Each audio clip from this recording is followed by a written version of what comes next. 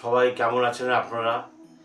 অনেক দিন পর ভিডিও করছি, তাই পরমপিতার চরণে প্রার্থনা জানাচ্ছি আপনারা সবাই সুস্থ থাকেন, ভালো থাকেন, দীর্ঘজীবী হন, উন্নতি হোক। এই বলে আজকে ভিডিও শুরু করছি। আর কে কেমন আছেন আমাকে কমেন্টে লিখে জানাবেন, তাহলে খুব খুশি হব। ঠিক আছে? জয় গুরু। আজকে যে ভিডিওটা করব, অনেকে একজন কমেন্ট করে লিখেছে ঠাকুর অনুকূল চন্দ্রের শিষ্যগুলো ভণ্ড, আর অনুকূল ঠাকুর হচ্ছে তার ব্যবসা করে, আর আর এই গুরুভাই শিষ্যরা তার সাথে সব জড়িত আছে। আমরা সব গুরুভাইরা নাকি জড়িত আছে সেখানে।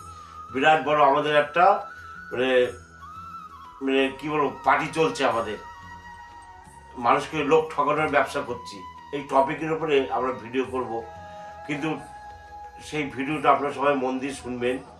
যারা এই কথা বলেছেন সে বলতেই পারে, তার যতটুকু জ্ঞান আছে সে ততটুকুই বলবে, তার চেয়ে বেশি তো বলতে পারবে না।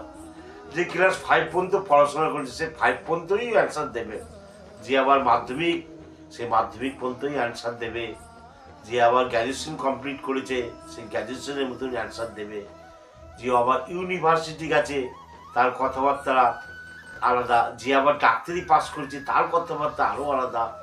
অর্থাৎ যার যতটুকু জ্ঞান আছে সে ততটুকুই বলবে।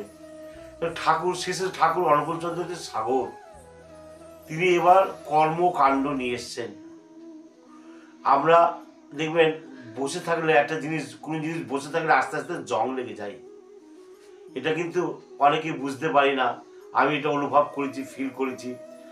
ঠাকুর আমাদেরকে তো ভালোবাসে, ঠাকুর হচ্ছে আমাদের পিতা। কোনো বাবা চায়, আপনারা বলেন, তার সন্তান অযোগ্যতা অমানুষ বসে বসে খাক ঘরে? কোনো বাবা চায়? কোনো বাবা চায় না। তাই ঠাকুরও আমাদের যোগ্যতা তৈরি করেছে। ছোট্ট একটি ঘটনা বলছি, বুঝতে পারবেন ঠাকুর অনুকূলচন্দ্র কি চাইছেন আমাদের কাছে। বহুত বছর আগের ঘটনা। আমেরিকা থেকে এক দাদা এক্সম্যান, সে খবর পেল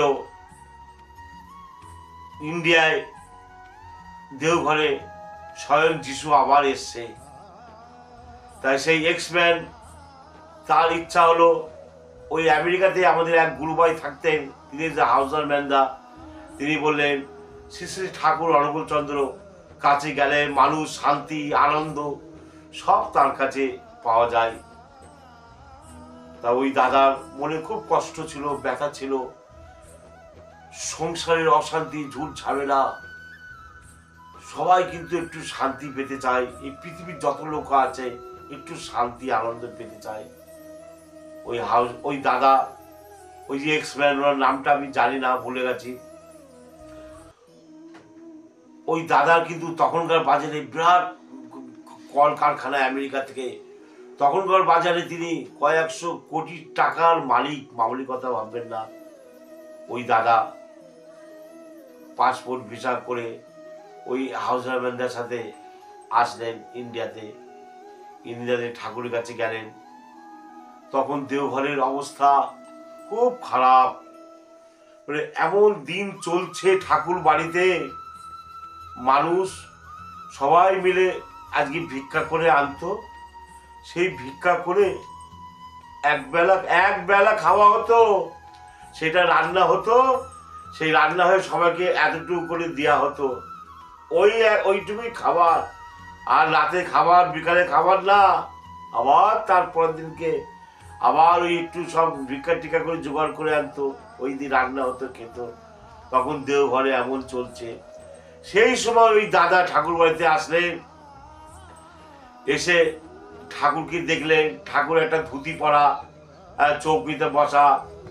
ঠাকুরকে দেখতে এমনি মনে হচ্ছে সে একজন মানে কাঙাল ভিখারি। তা কিন্তু ওই দাদা ঠাকুরের সাথে কথা বলে ঠাকুরকে খুব ভালো লেগে গেল। ঠাকুরকে ভালো লেগে গেল কি, ঠাকুর দীক্ষাও নিল। দীক্ষা নিল, তখন ওই দাদার মনে খুব শান্তি আনন্দ ফিরে আসলো। ঠাকুর একটা কথাই দাদাকে বললেন, দাদা, ঘরে যদি সবাই ভালো থাকে, সবাই মিলেমিশে থাকা যায়, তবেই তো সংসার, না হলে সংসার কিসে? টাকা দিয়ে তো সংসার হয় না, টাকা দিয়ে দুটো চাল ডাল কিনে পেটের ভাত জোগাড় হয়, কিন্তু শান্তি তো পাওয়া যায় না। ওই দাদার মানে জীবনটা ঘুরে গেল একটা ঠাকুরের একটি কথায়। তখন ওই এক্সম্যান দাদাটি ঠাকুরের দীক্ষা নিল। দীক্ষা নেওয়ার পরে এই কিছুদিন কেটে গেল, খুব আনন্দই আছে ঠাকুরের কাছে। এবার দেশে ফিরতে হবে, তার পাসপোর্ট ভিসা টাইম শেষ হয়ে গেছে। সে তখন ঠাকুরকে বলছে, ঠাকুর আমি তো চলে যাব, একটা কিছু দিতে চাই, তা আপনি কৃপা করে গ্রহণ করুন। তখন সেই সময় ঠাকুরকে একটি ব্ল্যাঙ্ক চেক বলছে, ঠাকুর আপনার যত ইচ্ছা আপনি ডলার নিয়ে এই ঠাকুর বাড়ির দেওঘর থেকে পাকা করুন, আর কোনোদিন যদি শিষ্যদের খাওয়ার অভাব না হয়, যত টাকা লাগে আমি দিচ্ছি, আপনি নেন। ঠাকুর কিন্তু তার ওই চেক গ্রহণ করলেন না, ঠাকুর মুখ ঘুরিয়ে নিলেন। তখন সেই দাদা বলছে, ঠাকুর আপনি কৃপা করে গ্রহণ করেন। ঠাকুর কিন্তু নিল না, চেক ফেরত দিল। তখন ঠাকুর ওই দাদাকে বলল, দাদা আপনি যদি দেন এরা সব অযোগ্য প্যারালাইসিস হয়ে যাবে। আজকে আমরা ঘরে ঘরে মা বাবারা নিজের সন্তানকে ভালোবেসে প্যারালাইসিস করে দিচ্ছি, যাতে কাজকর্ম করে খেতে না পারে। সেই যোগ্য খালি পড়াশোনা শেখালেই হবে না, তাই ঠাকুর শিখিয়ে দিল। ওই একবেলা খেয়ে তারা অগাধ পরিশ্রম করত। ঠাকুর বলতেন, নিজের যোগ্যতায় নিজে খেটে কষ্ট জ্বালা যন্ত্রণা ভোগ করে সে বড় হোক, সেই বড় হওয়াটা প্রকৃতি বড় হবে। ঠাকুর এটা করতে এসছে আমাদের সাথে। তখন ঠাকুর ওই দাদাকে বললেন, দাদা আপনি বাড়ি গিয়ে আপনি একটি চিঠি লিখে জানাবেন, বউ বাচ্চা আপনি সবাই মিলে কেমন আছেন। ওই জানালে আমি খুব খুশি হব, খুব শান্তি পাব। তখন ঠাকুর ওই এক্সম্যানের কাছে কিন্তু কোনো পয়সা করি কিছুই নিলেন না।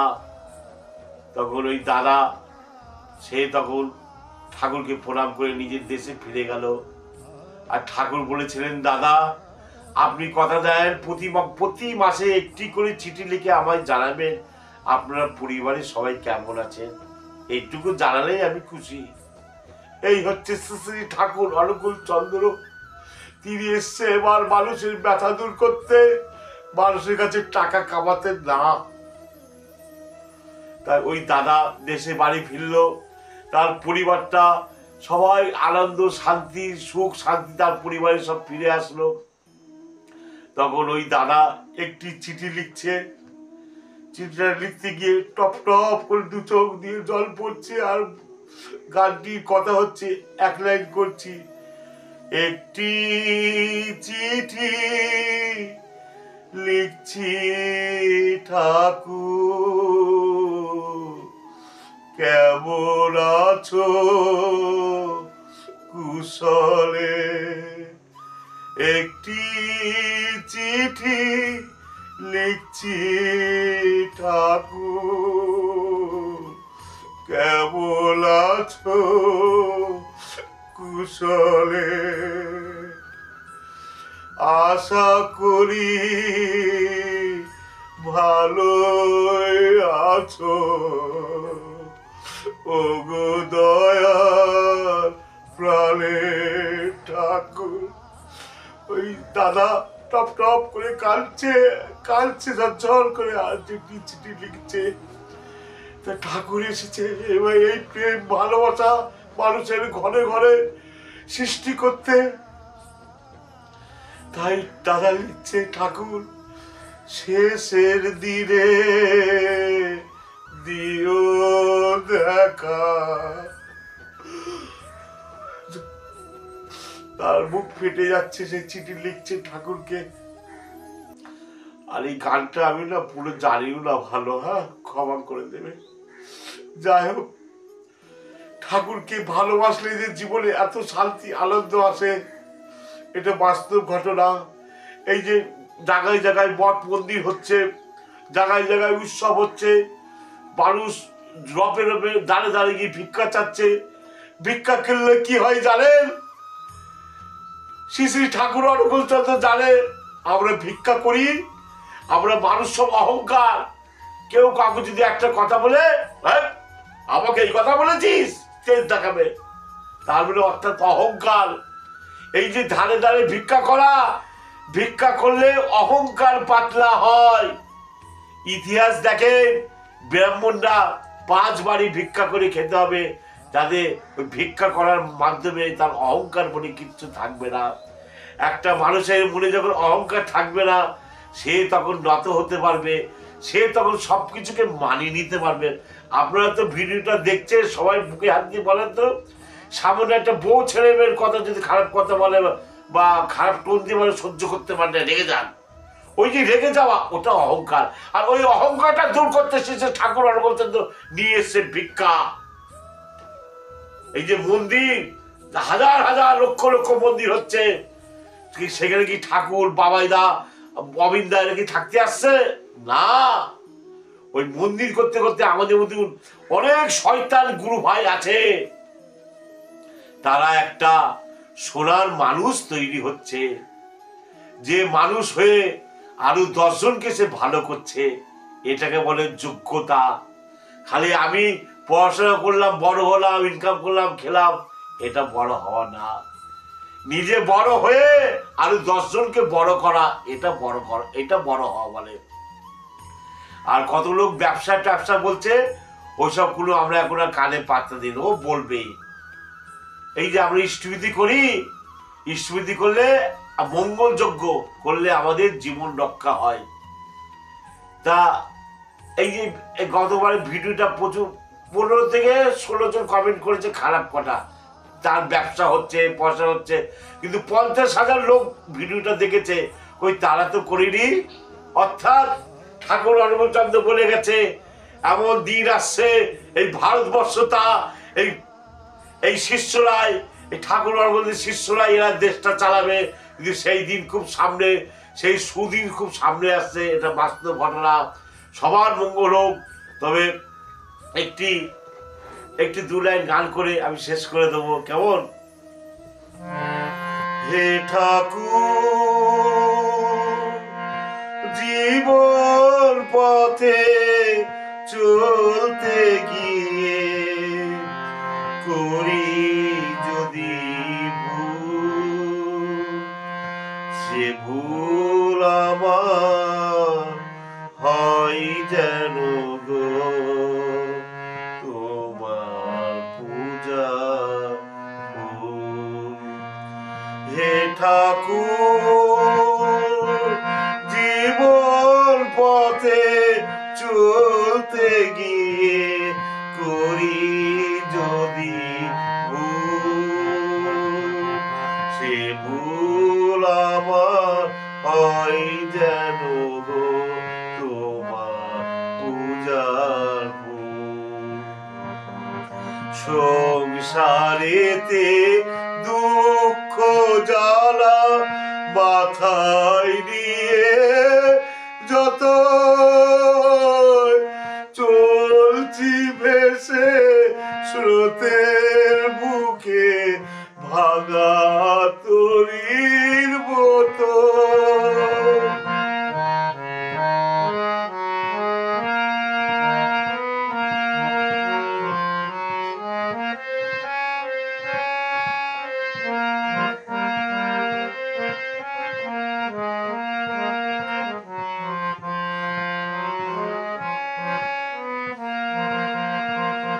সংসারেতে দুঃখ জ্বালা মাথায় নিয়ে যত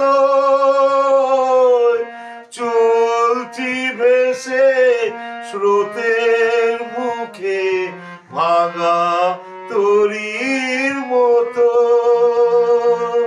তোমার কি পাই যেন গো, তোমার কি পাই যেন গো অকুলেতে কুল, সে ভুল আমার হয় যেন গো তোমার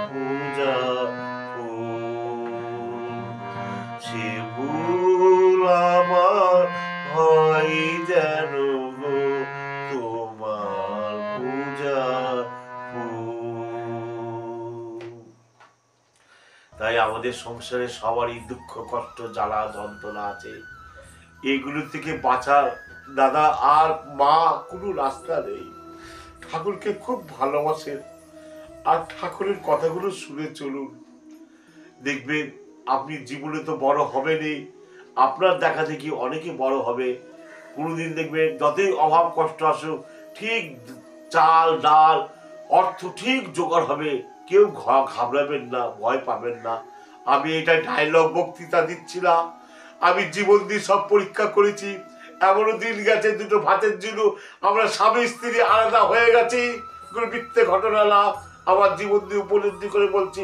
এমনও দিন গেছে 30 টাকা দিয়ে একটা হাওয়াই চপ্পল কিনতে পারিনি আমি খালি পায়ে হেঁটে বেরিয়েছি, লোকে বলছে খালি পায়ে কেন রে গোপাল? আমি বলছি ওই খালি পায়ে হাঁটছি, মর্নিং ওয়াক করছি, লোককে মিথ্যে কথা বলতাম। কিন্তু ঠাকুরকে ভালোবাসা ছাড়লে হবে না, তবে একদিন আপনি বিরাট বিরাট বিরাট হবেন আর ঠাকুর আপনাকে নিয়ে যাবে। এই যে সংসারে কষ্ট দুঃখ জ্বালা আছে, তখন ঠাকুরকে আরো বেশি করে জড়িয়ে ধরবেন, চেপে ধরবেন, ঠাকুরকে বেশি করে ভালোবাসবেন, দেখবেন সব দুঃখ কষ্ট জ্বালা কোথায় দূরে পালাবেন। এই দুঃখ কষ্ট জ্বালাই ঠাকুরই দেয়, কেন? তার সন্তানকে যোগ্যতা তৈরি হওয়ার জন্যই ঠাকুর এটা করে। এই ঠাকুরকে কেউ কোনোদিন ভুল বুঝবেন না, আর কেউ কোনোদিন ঠাকুরের উপরে ঘৃণা ভাব নিয়ে আসবেন না, বিরক্ত ভাব নিয়ে আসবেন না। ঠাকুর হচ্ছে সেই দয়ার, তিনি দয়া করতেই এসছে, আমাদের মঙ্গল করতেই এসছে। আজকে এই ঘটনাটি এখানেই শেষ করছি। সবার মঙ্গল হোক। আর কাউ যদি পার্সোনাল কোনো সমস্যার প্রবলেম থাকে, আমাকে হোয়াটসঅ্যাপে বা ফোনে ফোন করে জানতে পারেন। যার সমস্যা আগের থেকে আমাকে বুক করবেন, বুক করে টাইম দেবো, সেই টাইম মধ্যে আপনার সাথে পার্সোনাল কথা বলবো। জয় গুরু, বন্দে পুরুষোত্তম। আজকে এখানেই শেষ করলাম।